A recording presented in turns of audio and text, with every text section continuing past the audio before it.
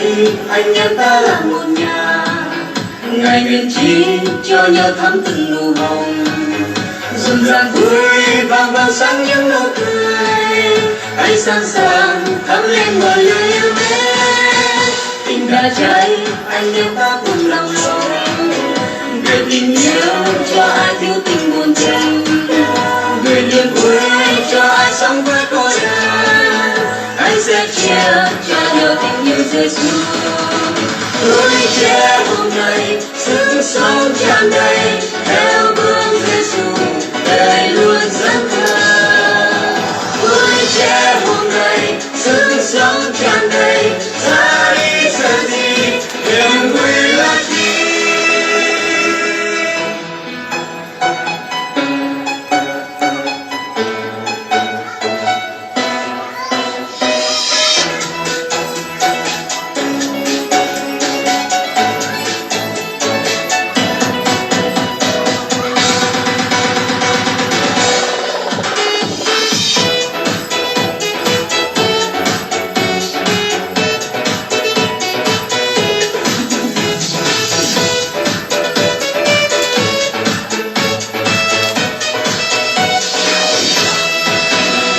Về đây anh em ta là một nhà, một niềm tin Giêsu chính là bản tình đó ta yêu ta những ngày nào, trên đỉnh đồi xưa kia ngài đã yêu mến. Vì tình đó hãy yêu hết mình cùng Ngài, sẻ chia yêu thương nắm tình lòng Ngài, cùng vượt cha tình yêu với những hy vọng, đến muôn nơi dạt dào tình yêu Giêsu.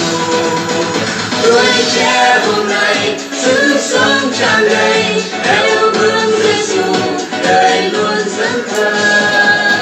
Tuổi trẻ hôm nay sức sống tràn đầy, ra đi sợ gì niềm vui là chi. Tuổi trẻ hôm nay sức sống tràn đầy, theo bước Giêsu đời luôn dẫn thơ. Tuổi trẻ hôm nay sức sống tràn đầy.